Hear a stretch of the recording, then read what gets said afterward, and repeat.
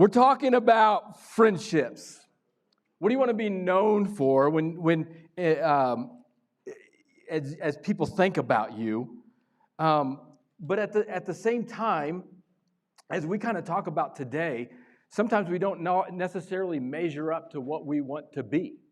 And so we project an image of who we want to be or who we think we should be, and no one really gets to know the real you, all right? So you got your church face on, all right?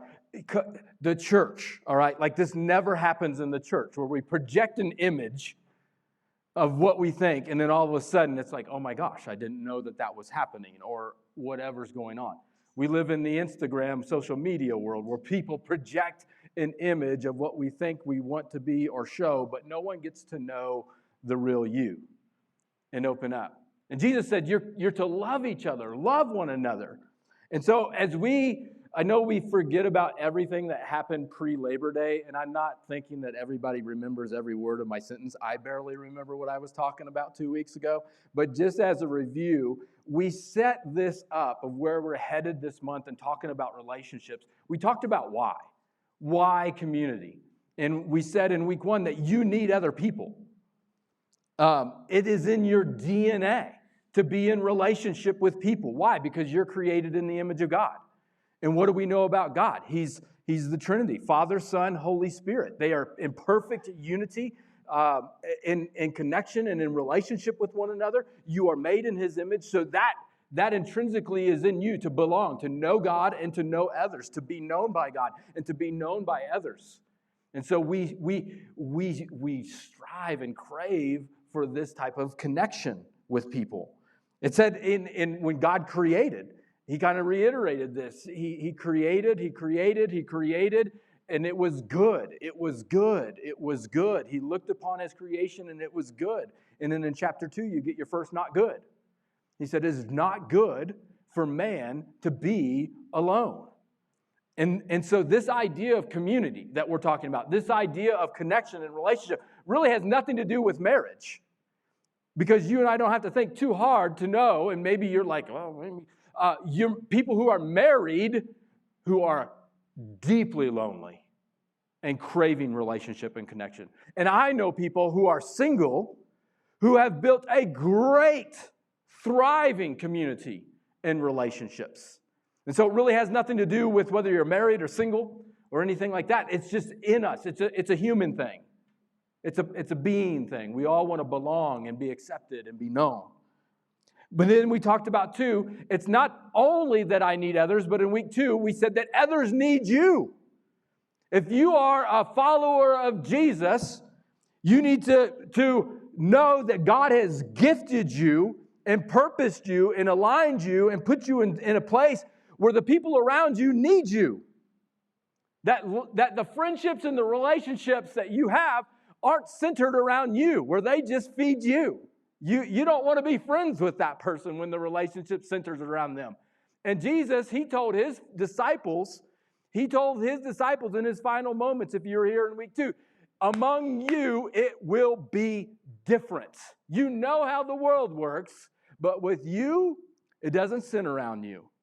All right? We are going to help and serve others. And so, I need others, but others need me. And together we grow in this. Community with God is not optional. And you may feel like it's preferred or better. I like it. It's safer. I'm fine. But as a follower of Jesus, you cannot do all the one another's. You read the New Testament and you see one another, love one another, serve one another, accept one another. You can't do that by yourself. And so you can still be saved. I'm not talking about salvation, but I'm talking about purpose and fulfillment and joy and contentment, the things that God has called you to do in life. You cannot do that by yourself. It requires community.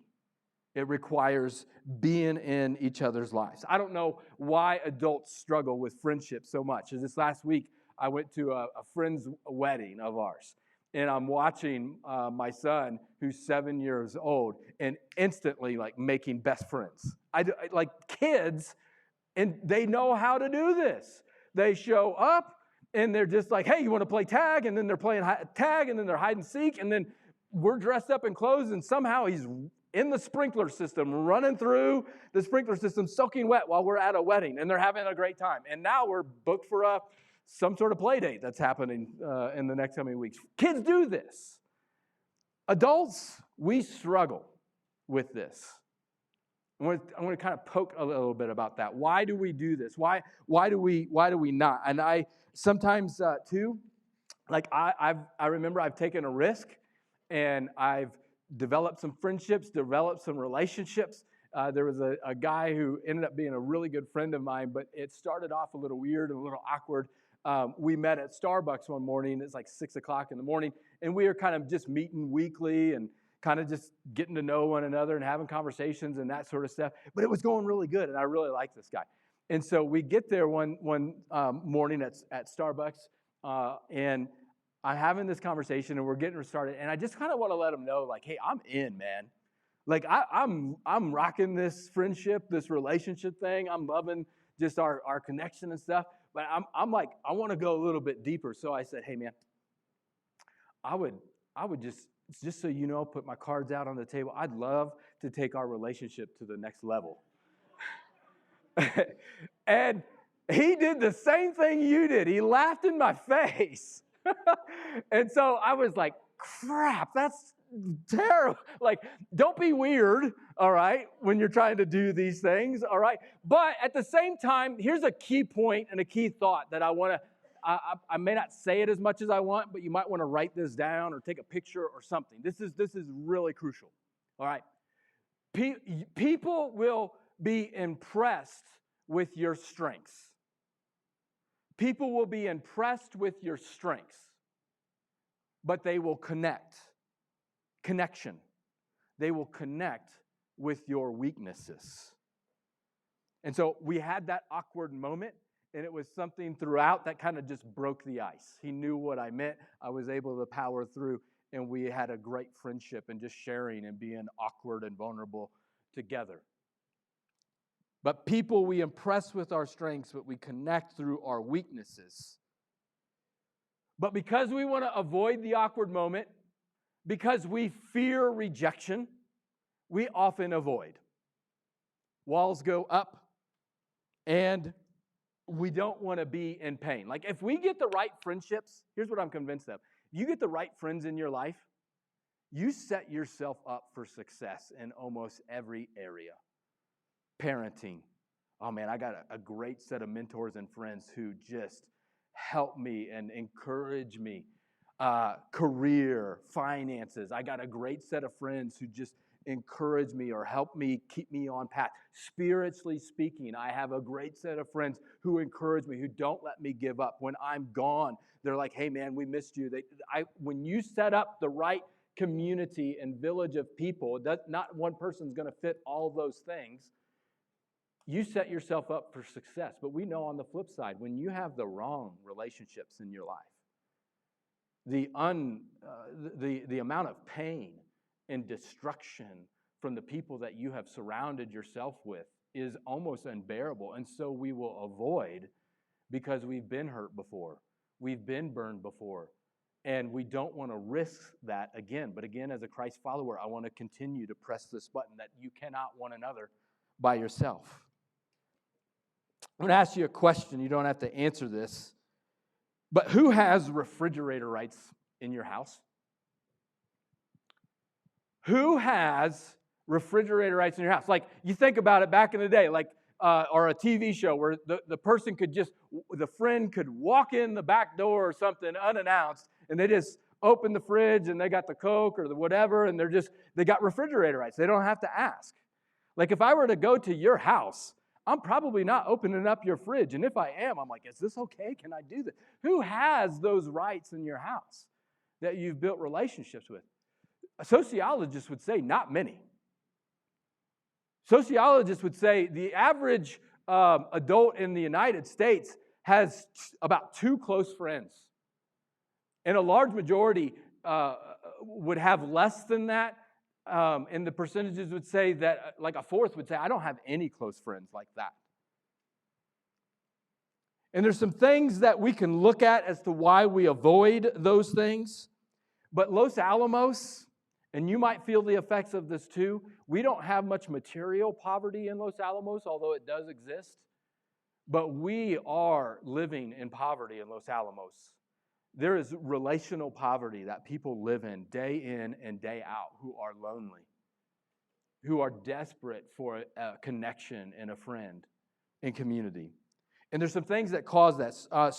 This is just some sociology things. I'm kind of researching it. Why? Why do we struggle with this? Well, I can point to some pain points in my life, some fear points that I don't want to risk it, and I'm kind of afraid of rejection and those sorts of things. But just from a sociological standpoint, you think about our culture and our society. One is we have increased mobility, all right? And you know this right here in Los Alamos. Most of us are not from here. We have been transplanted from another place, and just the mobility of our society and our culture that we can come and go and see, and it can put a strain on some of the community that we've developed.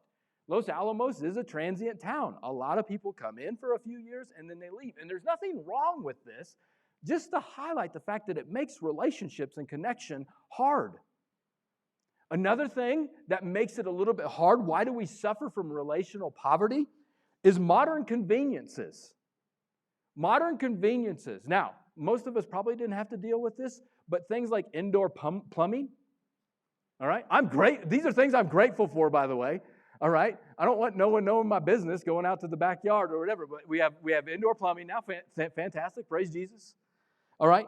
But also air conditioning. Now we have, when it's hot outside, or we have central air, we don't have to go outside and play or do anything, because I'm one of the few in Los Alamos that does have air conditioning, by the way. I will unapologetically blast that.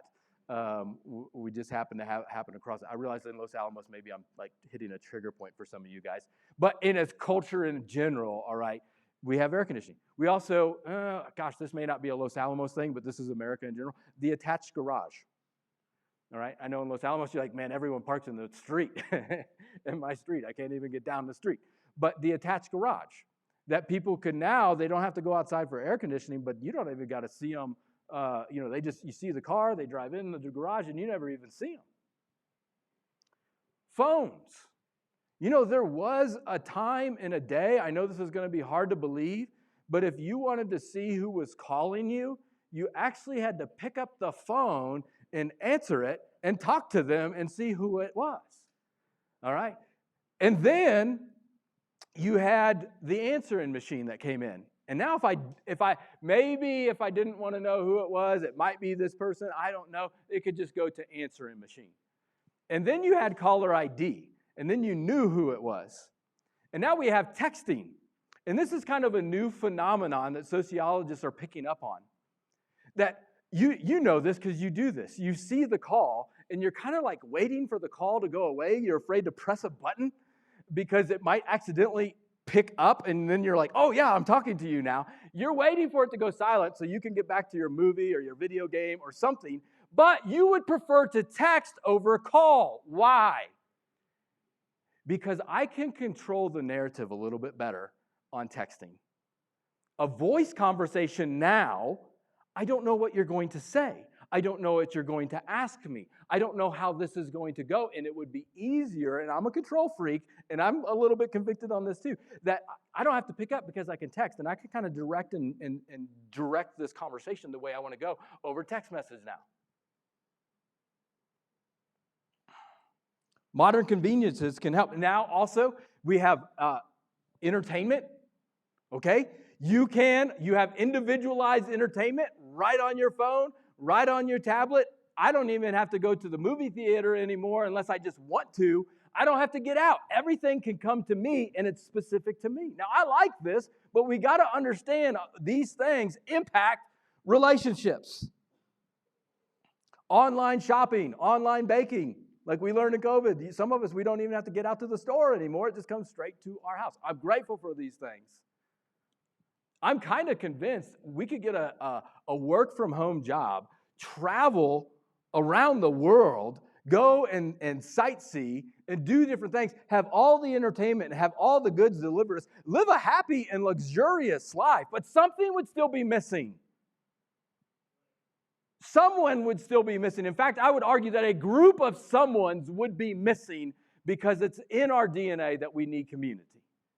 But we are in a highly individualized culture and community.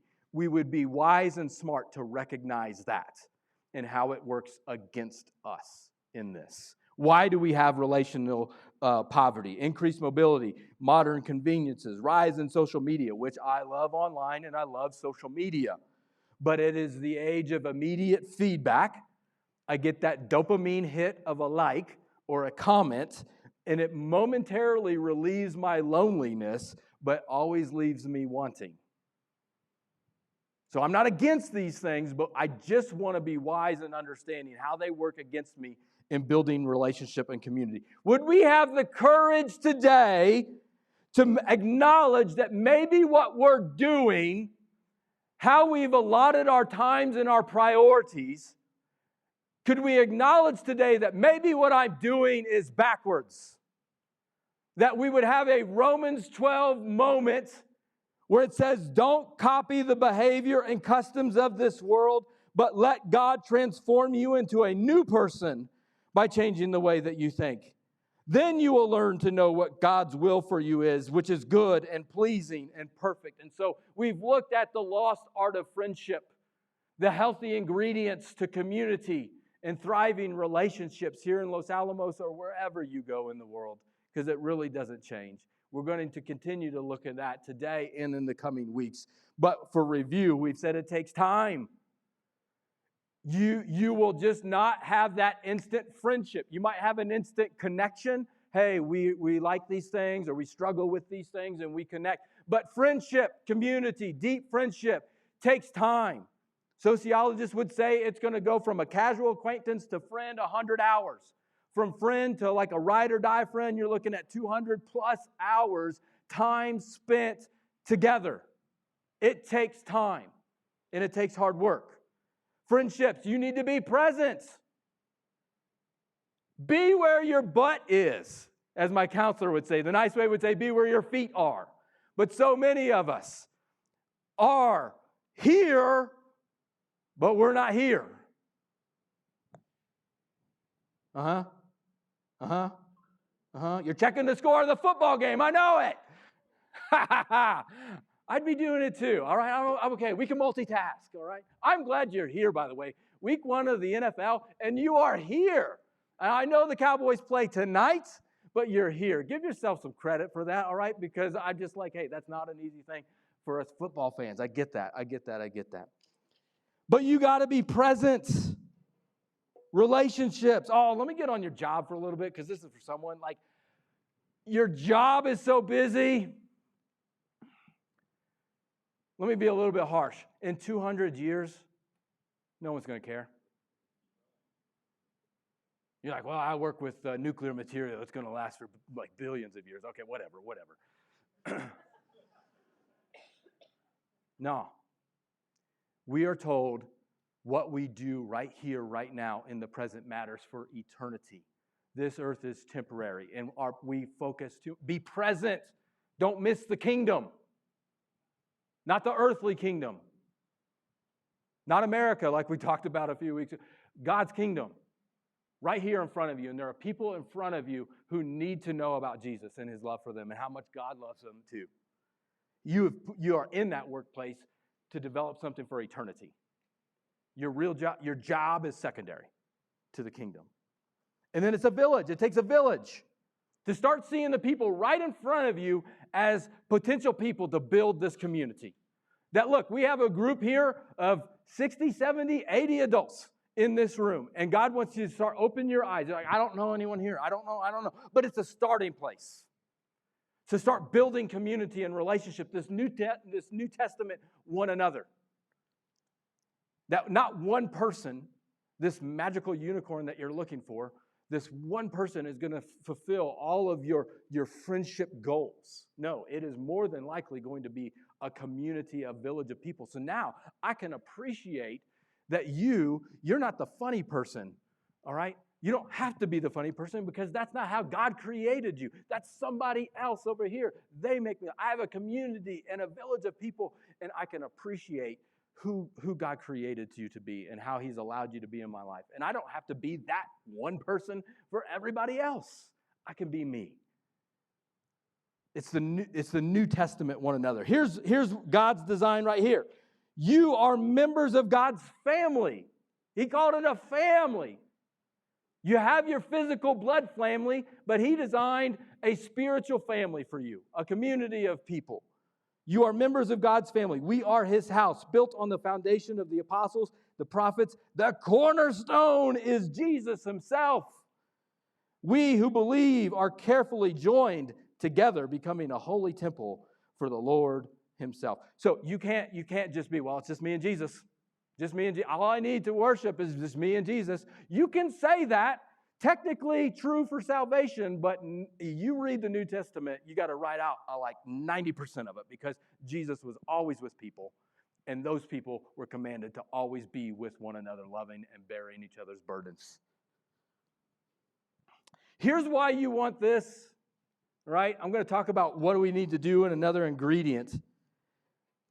But when you find a place, when you find a community of people, when you can be yourself, your awkward self, your more real self, your sinful self, like that thing that you try to just wear the mask and not show. I'm not going to tell anyone because if you really knew me, you wouldn't like me, you would bolt. And that sort of stuff. But when you find that place, when you can open up and be vulnerable and you're still accepted, you're not judged, this is a loving place. I can talk about these things, I can be real. You love that place. Those are the relationships that you hold on to that are near and dear to you. When you see that, you want that. Quick plug for Celebrate Recovery, because those guys go at it every single week. Rita used to help in there, and I remember she was kind of doing some counseling, interning and stuff, and she would help and lead in that group. And she would come home not saying exactly what it said because they're keeping confidentiality, but she said, Mike, if you knew how raw these guys were, how raw these women were, and what they were showing, and the amount of love and acceptance that they had for one another, and the healing and the progress and she's like, this is the best church experience I've ever had in my life. But few people are willing to have the courage to do that. You think, well, Celebrate Recovery, that's for people who have like porn addictions, drug addictions, alcohol addictions. Listen, you may not hit one of those top ones or whatever, but you got an addiction too. You are a professional pretender.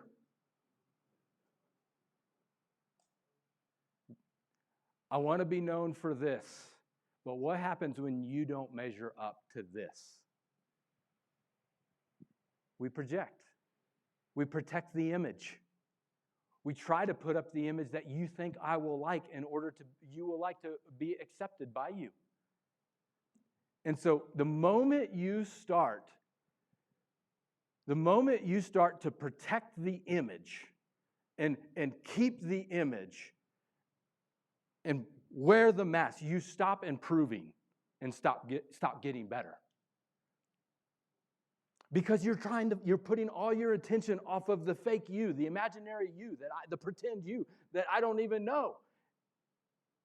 And trying to connect with that. When you are real and authentic, all of a sudden, how I connect with your weaknesses, but we're too afraid. Because if you really knew me, you wouldn't like me. And to be honest, I did do that, and then you left.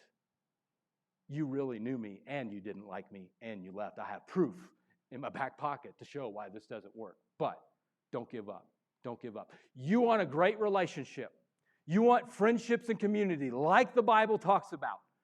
This is a non-negotiable ingredient, all right? You got the recipe for friendship. One of the ingredients that you got to put in there is vulnerability. You have got to, at some point, be open and vulnerable. And I know already in the room, I can feel the tension. The walls are up. All right? Walls are up. Mike, I've been hurt before. Ain't happening. Or walls are up.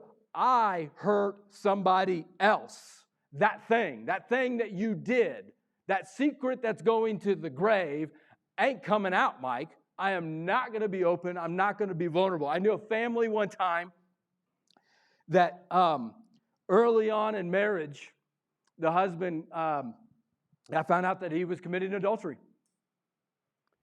And it was an online thing. A little later on in marriage, got busted again. I don't know, they stayed together, but it happened again years later, third time, done. They called some of the family and friends, church family together, and basically had an intervention. He walked into the room and there was a group of people there. Had no idea it was coming, had an intervention. Now, he thought he was going to get pummeled. I mean, in-laws were there. Just read, he knew. And in that moment, he would have deserved it. But they looked at him, called him out on his stuff, but said, you got to get better. Whether the marriage survives or not doesn't matter. But you have got to get better. And talking to that gentleman, and there's been many cases like this in my years, and you probably thought of it too. The person who got caught, as soon as they got caught and it was brought out into the open, into the light, they felt guilty, they felt shame, but they also felt something they didn't expect, freedom.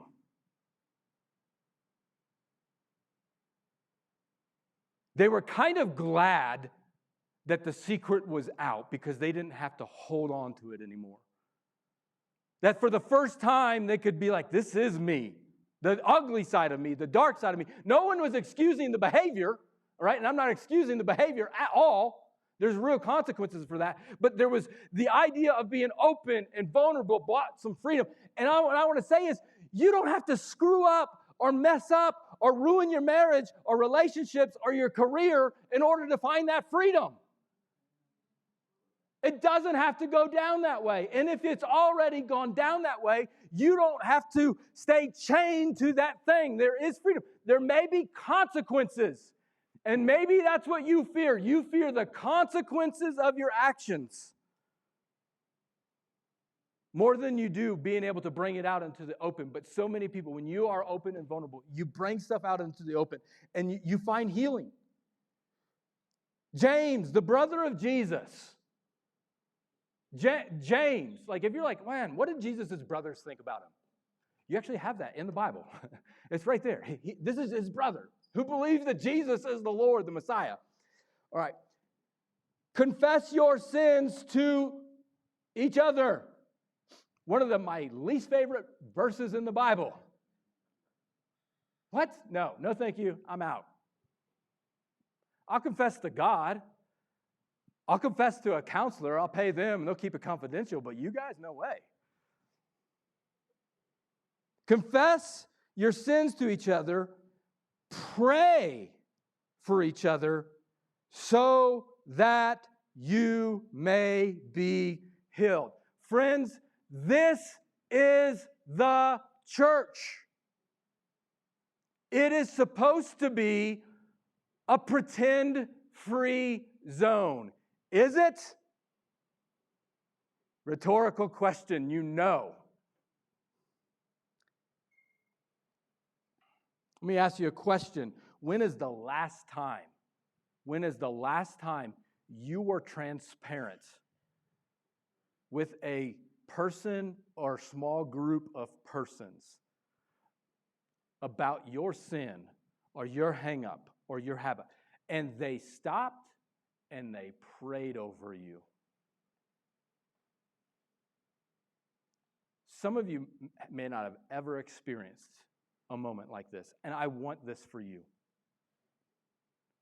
I want this for you because if you've ever been in that moment, these are moments in life where God does something in you, with a community of people, and transformation starts to take place. This is God's design of community, but we shy away from this. And these moments are powerful in their healing. David said it like this in the Old Testament. He says, "For when I kept silent, my bones wasted away through the groaning all day long." This is the stuff, keeping it silent wreaks havoc on your body.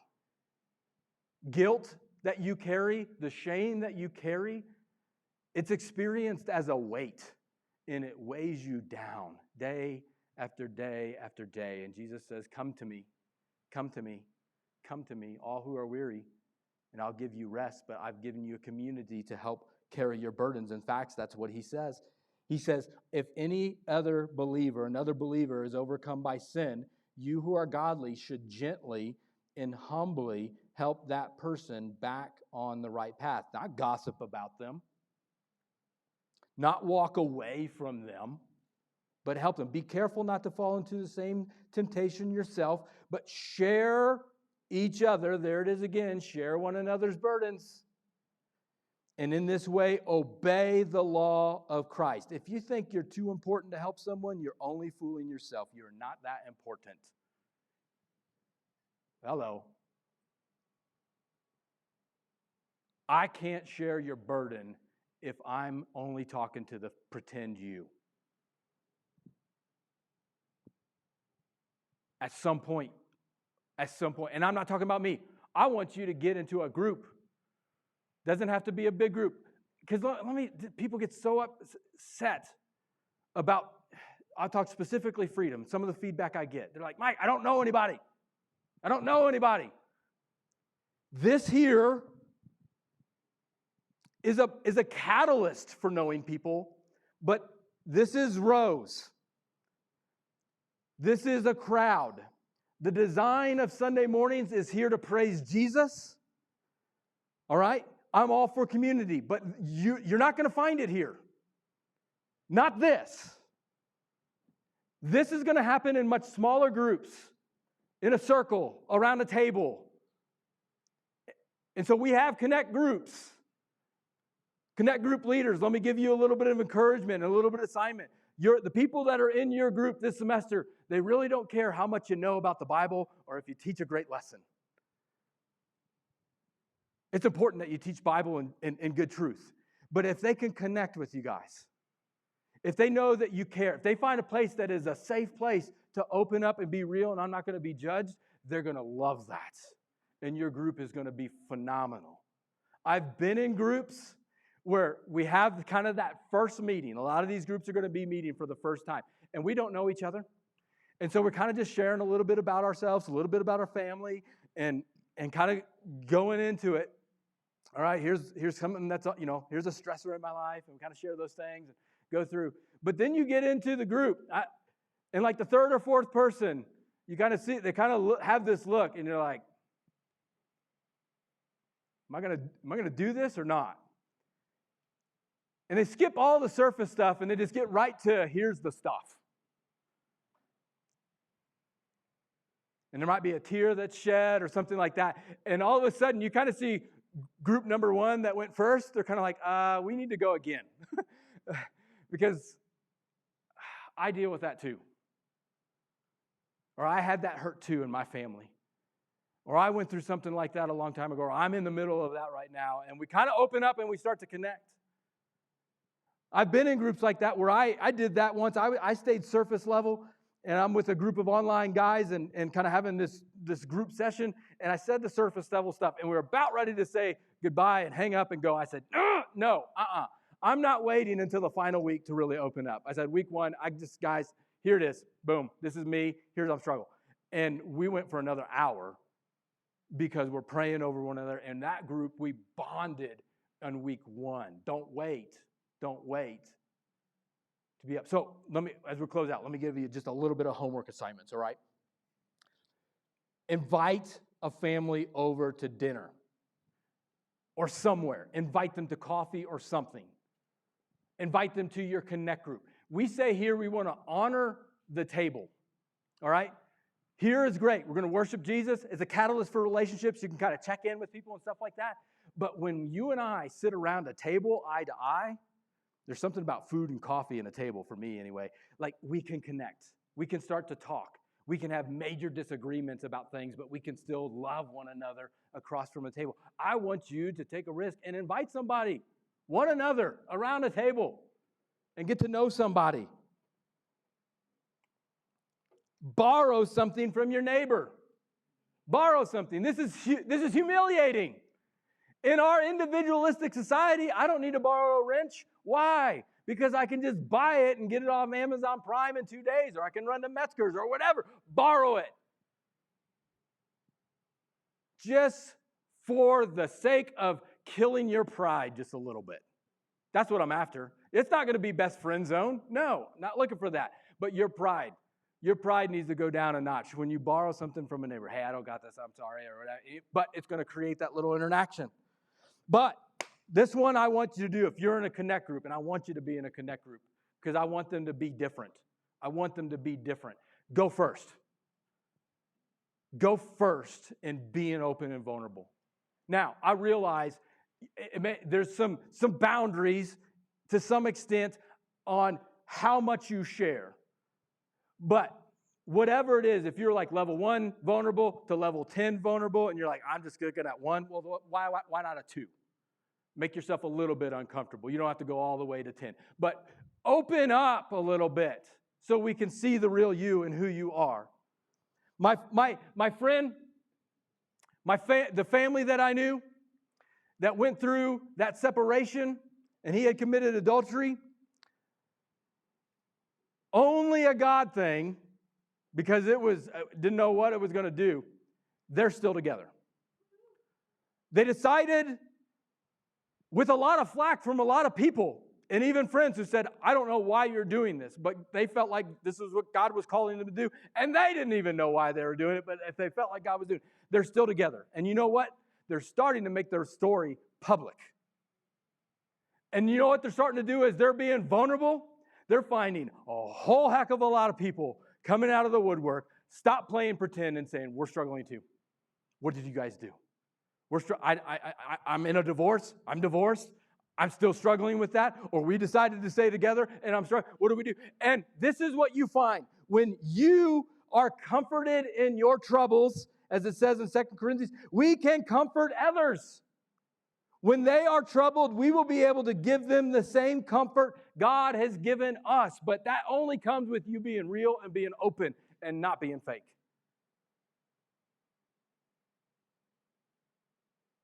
Confess your sins to each other. You confess to God for forgiveness, but friends, you confess to one another for healing and freedom. That's where it's at, and that's what I want. This is the gospel. As we close this out, this is the gospel. This is Jesus.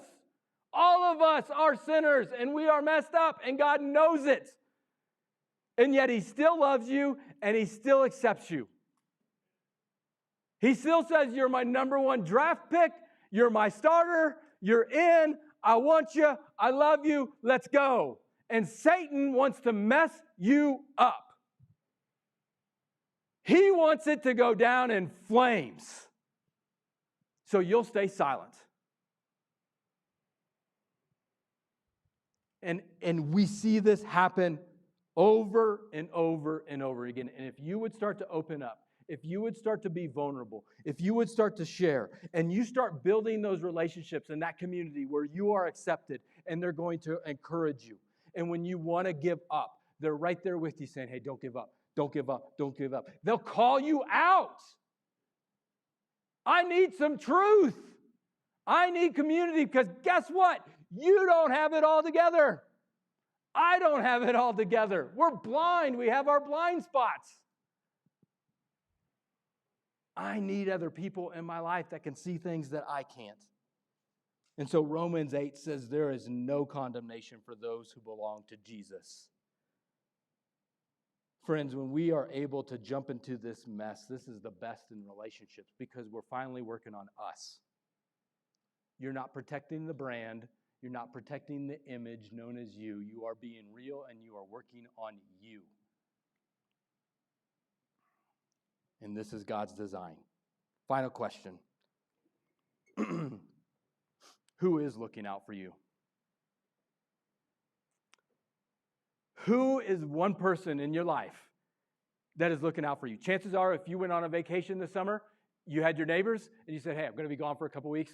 Would you mind just kind of watching the place, kind of watching, I got an Amazon package coming. Can you kind of watch that? Because we want our stuff looked out for. Nothing wrong with wanting your stuff looked out for, but who's watching out for your soul? Can anyone roll up on you and know, hey, I'm not seeing this right? Most of us, we do not have that person. We got a starting place, connect groups. If you're not in a connect group, quite honestly, I'm not territorial. Get in a Christian community with somebody and start being the real, authentic you. You're missing out. You're missing out, and Satan wants to mess you up and trip you up. Jesus says it like this: what do you benefit if you gain the whole world but lose your own soul? Is anything worth more than your soul? No, no, no. Let's stand and let's pray.